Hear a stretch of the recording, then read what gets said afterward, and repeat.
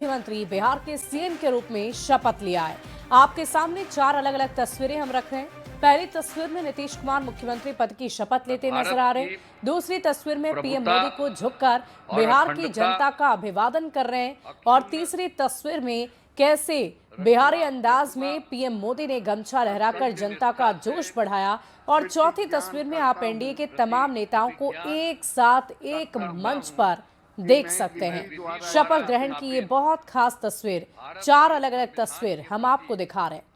सच्ची श्रद्धा और निष्ठा रखूंगा। मैं भारत की प्रभुता और अखंडता अक्षुण्ण रखूंगा। वहीं गांधी मैदान में मंत्रियों के शपथ ग्रहण के बाद पीएम मोदी ने मंच से झुककर बिहार की जनता का अभिवादन किया। साथ ही गांधी मैदान में बैठे लोगों को ठेठ बिहारी अंदाज में गमछा लहराकर उनका जोश बढ़ाया। तस्वीरें आप देख रहे हैं पीएम मोदी की ये तस्वीर इस वक्त आपकी टीवी स्क्रीन पर। कैसे प्रधानमंत्री नरेंद्र मोदी ने एक बार नहीं बल्कि 5 बार अलग अलग दिशा में घूमकर बिहार की जनता जहां से भी उन्हें देख रही थी उनका अभिवादन किया है और उन्हें धन्यवाद दिया है। नीतीश कुमार के शपथ ग्रहण समारोह में शामिल होने के लिए पीएम मोदी पहुंचे हुए थे और कैसे झुककर उन्होंने बिहार की जनता का अभिवादन किया, वो तस्वीरें हम आपको दिखा रहे हैं। एनडीए की एकजुटता का एक बार फिर से संदेश दिया गया और कैसे तमाम दिग्गज नेता जो वहां मौजूद थे और देखिए फिर से गमछा लहराकर पीएम मोदी ने बिहार की जनता का जोश बढ़ा दिया।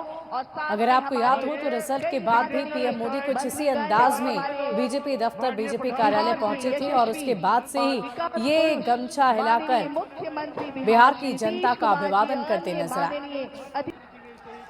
और देखिए बिहार बीजेपी अध्यक्ष दिलीप जायसवाल ने मंत्री पद की शपथ लेने के बाद कहा कि चुनाव में जो जिम्मेदारी मिली थी उसे पूरा किया गया। लक्ष्य पूरा करने के बाद जो जिम्मेदारी मिली है उसे भी पूरा करूंगा।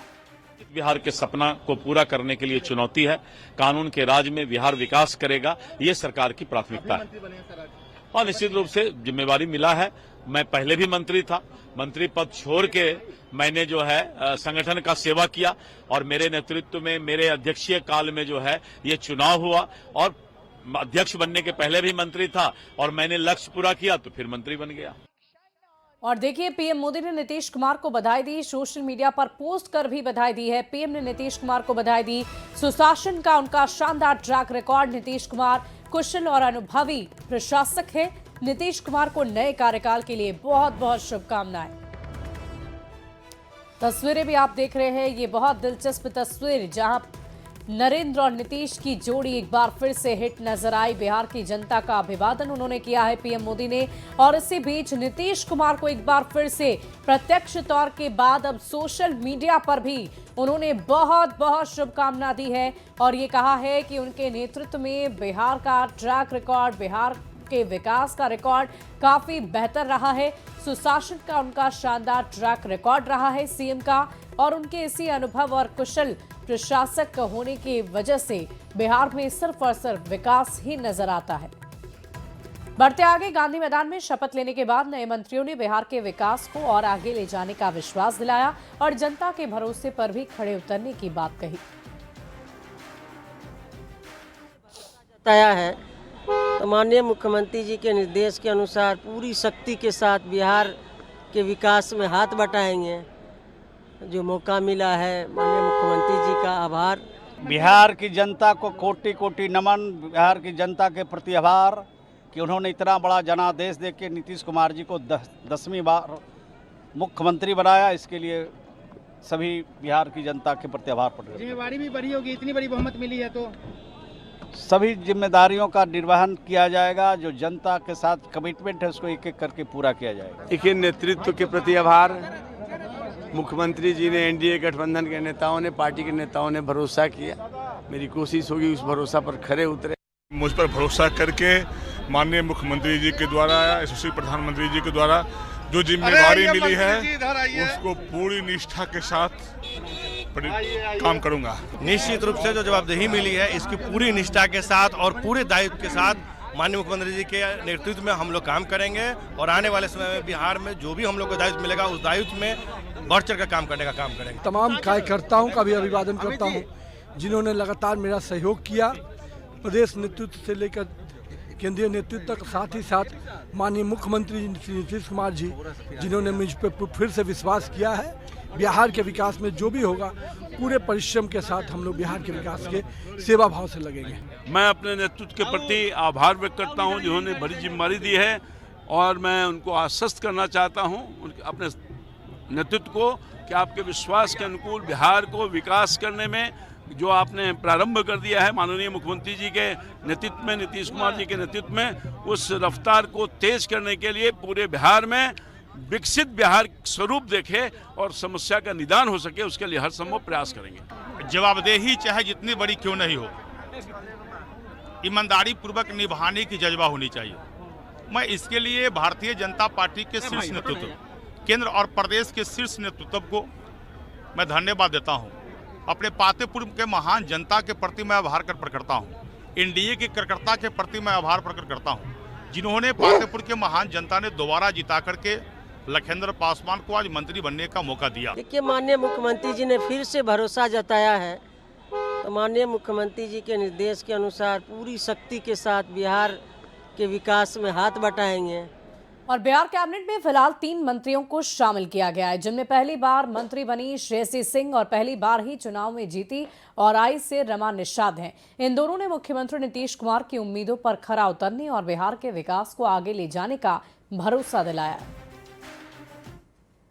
परिवारजनों को आभार प्रकट करती हूँ कि उन्होंने मुझे आशीर्वाद देकर सेवा करने का मौका दिया। मेरे शीर्ष नेतृत्व माननीय प्रधानमंत्री नरेंद्र मोदी जी ने, माननीय जेपी नड्डा साहब ने, माननीय अमित शाह जी ने, माननीय दिलीप जायसवाल जी ने, सभी लोगों ने हमारे ऊपर इस तरह का भरोसा जताया और मुझे आज इस पद पर, इस मुकाम पर लेकर आए। निश्चित रूप से जो सेवा और ईमानदारी से विकास के कार्यों को आगे बढ़ाने का काम कर रहे थे, उसको और आगे ले जाके जमुई से बढ़कर पूरे बिहार के लिए करेंगे। कि यशस्वी प्रधानमंत्री जी नरेंद्र मोदी जी और बिहार के मुख्यमंत्री जी को बहुत बहुत धन्यवाद दूंगी, और पूरे हमारे भारतीय जनता पार्टी के सभी जो बड़ी हमारे नेता हैं सभी को मैं धन्यवाद दूंगी।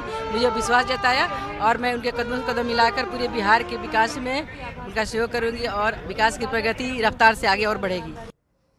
और मंगल पांडे एक बार फिर बिहार सरकार में मंत्री बनाए गए हैं। मंत्री बनने के बाद उन्होंने कहा कि जो जिम्मेदारी उन्हें मिली है वो ईमानदारी पूर्वक उसका पालन करेंगे। हम तो लगातार जनता की सेवा करते रहे हैं, संगठन के भी माध्यम से और सरकार में भी रह के। आगे भी प्राथमिकता यही होगी जो हमारे प्रधानमंत्री और मुख्यमंत्री जी की है, बिहार को आत्मनिर्भर बनाना और बिहार को विकसित बनाना। नीतीश कुमार के बेटे निशांत भी गांधी मैदान पहुंचकर अपने पिता को 10वीं बार मुख्यमंत्री पद की शपथ लेते देखने आए थे। इस मौके पर निशांत बेहद उत्साहित नजर आए, बिहार की जनता को बधाइयां दी। निशांत से बातचीत की है न्यूज़ 18 संवाददाता आनंद अमृतराज ने। को धन्यवाद देता हूं कि उन्होंने हम पर विश्वास किया, जनादेश हुआ हमें जनता का। इस पर महिलाओं की भूमिका काफी महत्वपूर्ण है। जी हाँ, महिलाओं की भूमिका पिताजी ने कुछ पिछले 6 महीने में, साल भर या तो बहुत वर्षों से कर रहे हैं महिलाओं के लिए, आज से नहीं तो बहुत दिन का, जिसे महिलाओं ने समझा और उन्हें वोट किया। इधर भी 6 महीने में बहुत कुछ किया, पहले से ही कर रहे हैं वो। अच्छा, आज से आपने 6 महीना साल भर पहले ही बोला था कि बिहार की जनता पे भरोसा है, पिताजी जो काम किए थे उनको जनता आशीर्वाद देगी। जनता का आशीर्वाद हुआ, उन्होंने जनता को दिया। हमारे कार्यकर्ता बीजेपी, दूसरे भी सब जितने भी और भी हैं हमारे पार्टियां हैं, उपेंद्र कुशवाहा जी हैं, मोदी जी, चिराग पासवान जी, तो सबने मेहनत की, सब कार्यकर्ताओं की मेहनत है। हमारी नीतियों को उन्होंने जन जन तक पहुँचाया, चाहे केंद्र सरकार की नीतियाँ हो, राज्य सरकार की हो, भाजपा जदयू, तो सबका योगदान है। कई मंत्रियों को सामूहिक रूप से भी शपथ दिलाई गई, जिसमें विजेंद्र प्रसाद यादव, श्रवण कुमार, मंगल पांडे, दिलीप जायसवाल, अशोक चौधरी शामिल रहे। भारत के संविधान के प्रति वहीं बिहार में एनडीए सरकार बनने और उसमें एलजेपीआरवी के शामिल होने पर केंद्रीय मंत्री चिराग पासवान की मां ने अपनी खुशी जाहिर की है। शपथ ग्रहण को उन्होंने एक ऐतिहासिक बताया है और आज बहुत ऐतिहासिक ओथ हुआ है, बहुत खुश हैं।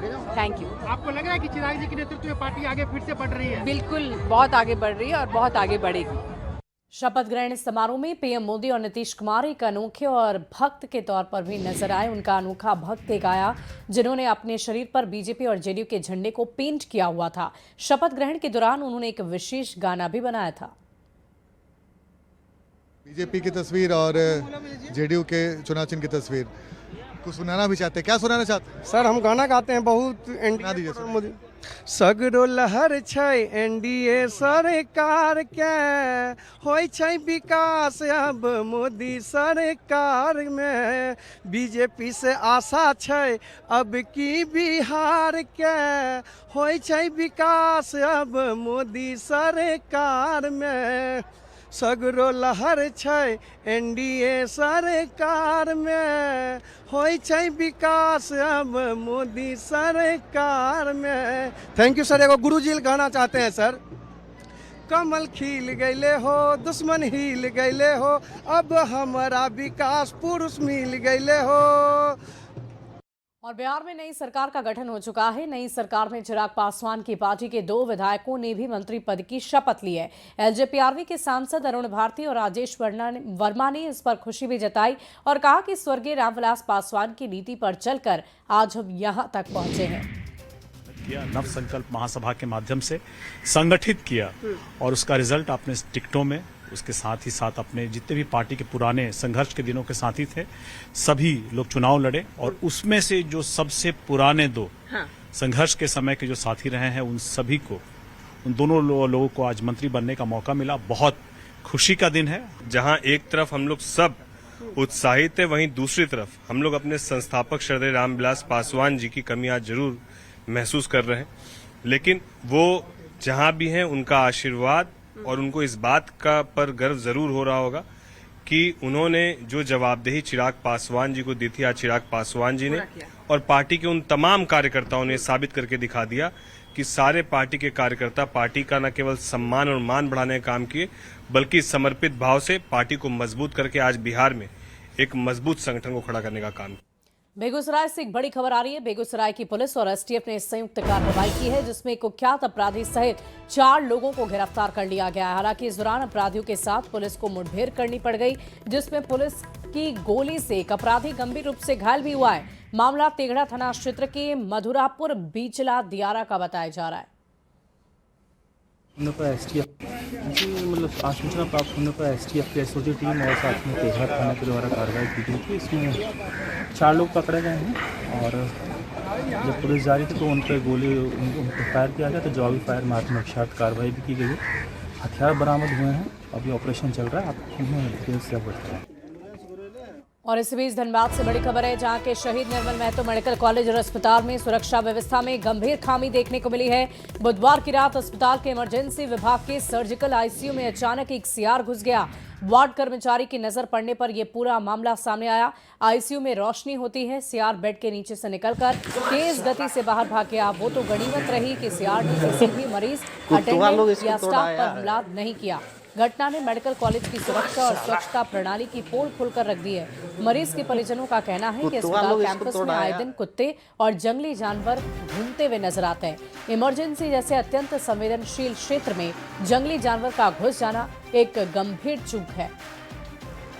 रांची से बड़ी खबर, सदर अस्पताल में मरीज की मौत हुई है। मौत के बाद परिजनों ने हंगामा किया है। गुस्साए लोगों ने काउंटर के शीशे तोड़े। अस्पताल प्रबंधन पर लापरवाही के आरोप लगे हैं। डॉक्टर पर मौके पर नहीं रहने के आरोप लगे। अस्पताल प्रबंधन ने आरोपों को खारिज किया है। ब्लड कैंसर के कारण मरीज की मौत की बात सामने आ रही है। रात में यहाँ कौन डॉक्टर थे? हम खोज के मर गए, मिला कोई नहीं डॉक्टर। यहाँ का रात का डिपार्टमेंट था ही नहीं। अभी हम यहाँ के अथॉरिटी से, प्रशासन से, पुलिस से सबसे मांग कर रहे हैं कि प्लीज वो डॉक्टर को बुला दीजिए जो कि बोले हैं कि इस समय मतलब रात के डिपार्टमेंट, रात का शिफ्ट में वो काम करते हैं, है ना, वो नहीं दिखा रहे हैं हमको। और दूसरा कि जो मेरे डेट डिक्लेयर किए हैं वो डॉक्टर आए, मेरे पापा को डेट डिक्लेयर किए हैं जो, वो आए और बोले कि मैं दूसरे डिपार्टमेंट से आया हूँ, मैं इस डिपार्टमेंट का हूँ नहीं, कैंसर डिपार्टमेंट का हूँ नहीं। तो मेरा सवाल है कि वो डॉक्टर कहाँ गया जो रात में था? वो ऑलरेडी एक्सप्लेन कर चुके थे, that was case of acute myeloid leukaemia. और वो आप यही समझिए कि जो भी ब्लड कैंसर होता है उसमें सबसे खतरनाक ब्लड कैंसर यही है। और उसमें इन्होंने ऑलरेडी पेशेंट का जो प्रोग्नोसिस होता है उसको एक्सप्लेन कर दिया था कि इसमें कभी भी कुछ भी हो सकता है। कल इन लोगों का कहना है कि डॉक्टर नहीं देखे और ये ऐसी कोई बात नहीं है। यहाँ पर डॉक्टर अस्पताल में 24/7 डिप्यूटेड हैं। और इस बीच जमशेदपुर से खबर, उधार नहीं देने पर आग लगा दी। दुकान में आग लगाई गई। घटना में 7 दुकान बुरी तरह जलकर खाक। आग लगने से अफरा तफरी का माहौल हो गया। दमकल की 2 गाड़ियों ने आग पर काबू पा लिया है। तस्वीरें आप देख रहे हैं। पीड़ित ने आरोपियों पर कार्रवाई की मांग की है। सिद्धगोड़ा थाना क्षेत्र का ये मामला बताया जा रहा है। दुकान जल के खाक हो गया था। करीब 6 गोदाम है और 4 दुकान है, जिसमें आग बुरी तरह से जल कर खा गया और दमकल काफी लेट से चुका है। क्या लगता है आग कैसे लगी है? कुछ यहाँ असामाजिक तत्वों का जमावड़ा रहता है, जिस चलते यहाँ आग लगा है। इसी बीच धनबाद से एक और खबर, जहां के न्यू भूली वासेपुर में रहने वाले मैकेनिकल इंजीनियर मोहम्मद शाहजीब रहमान को म्यांमार में बंधक बना लिया गया है। जानकारी के अनुसार बेंगलोर के एक एजेंट ने शाहजीब को थाईलैंड में ऊंची सैलरी पर नौकरी दिलाने का झांसा दिया और फिर थाईलैंड की जगह उसे म्यांमार ले गया। चीनी साइबर अपराधियों को सौंप दिया गया, जहां साइबर ठगों ने उस पर ठगी करने का दबाव डाला, लेकिन युवक ने मना कर दिया, जिसके बाद आरोपियों ने परिजनों से फिरौती की मांग की। पीड़ित शाहजीब की मां ने शाहजीब को छुड़वाने के लिए 4,60,000 रुपए ठगों को भेज दिए। सेंटर में लाकर उसको छोड़ दिया जी। और उसके बाद बोला कि हम कल आपको फोन करेंगे, किसमें पैसा डालना है डाल दिए। उसके बाद फिर भी तक कोई फोन नहीं। मतलब इंडिया के एम्बेसी म्यांमार में, उनसे भी हमारी बातचीत लगातार हो रही थी। वो भी बोले हम लोग एक्शन में हैं। सरकार से बस यही उम्मीद रखते हैं कि मेरा बच्चा सकुशल जो है खैरियत मेरे पास आ जाए, आप लोग के जरिए बस। और हमें क्या चाहिए, बस मेरा बच्चा सुरक्षित आ जाए, यही मेरे लिए बहुत बड़ी बात है। पैसा गुमला से बड़ी खबर आ रही है। जंगली हाथियों का उत्पात देखा जा रहा है। 2 एकड़ खेत में लगी फसल को रौंदा। 4 हाथी लगातार उत्पात मचा रहे। 1 क्विंटल आलू की फसल रौंदी। 2 एकड़ धान की फसल खराब की। सरकार और विभाग से मुआवजे की मांग। चैनपुर और जारी प्रखंड का मामला है। झारखंड में एक बार फिर हेमंत सरकार जनता के बीच जाएगी। पंचायत स्तर पर आपकी योजना आपकी सरकार आपके द्वार कार्यक्रम शुरू होने जा रहा है। मुख्यमंत्री हेमंत सोरेन इस बार खुद गांव-गांव जाकर लोगों से संवाद करेंगे। लेकिन इसी बीच सियासत तेज हो गई है। जेएमएम ने कहा कि सुदूर इलाकों तक सरकारी सुविधाएं पहुंचाने के लिए ये अभियान काफी खास है और इसीलिए सीएम खुद मॉनिटरिंग कर रहे हैं। बीजेपी ने इस पर हमला करते हुए कहा कि सरकार के पास जनता से संवाद करने का दम नहीं और ये पूरा अभियान सिर्फ सरकारी पैसों का दुरुपयोग है। और ये झारखंड की माटी के बेटे की सरकार है। ये परिकल्पना हमारे नेता, सिर्फ हमारे नेता हेमंत सोरेन जी के ज़हन की उपज है। ये विचार उन्हें आया कि कैसे हम सुदूरवर्ती क्षेत्रों में रहने वाले लोगों की कठिनाइयों, जो दिन प्रतिदिन आने वाली कठिनाइयां हैं, जो कभी किसी का राशन कार्ड नहीं नाम है, किसी को बिजली बिल ज़्यादा हो गया, किसी का पेंशन नहीं मिला, इस तरह की कई समस्याओं से ग्रामीण क्षेत्र की जनता जूझती है और बिचौलिए उसका लाभ उठाते हैं। उनकी समस्याओं के निराकरण हेतु इस योजना को धरातल पर उतारने का काम हमारे नेता माटी पुत्र हेमंत सोरेन जी ने ये धरातल पर इसे लाया। ये सरकार के पास कोई विवेक नहीं है, विवेकहीन सरकार हो गई है और ये आईवास के लिए ग्रामीणों के क्षेत्र के बीच में जाने का काम कर रही है और सरकारी पैसाओं का, सरकारी जो राशि है उनका दुरुपयोग की है इन्होंने, उन पैसों का बंदरबाट किया इन्होंने। उनका जवाब इन्हें पहले देना चाहिए। जनता इन्हें क्या जवाब देती है तो जाएगी तब पता चलेगा कि केवल आईवास करेगी, एक भी जनता से संवाद स्थापित करने का दम इस हेमंत सरकार में है ही नहीं। यहाँ रुकेंगे एक छोटे से ब्रेक के लिए। खबरें लगातार जारी है।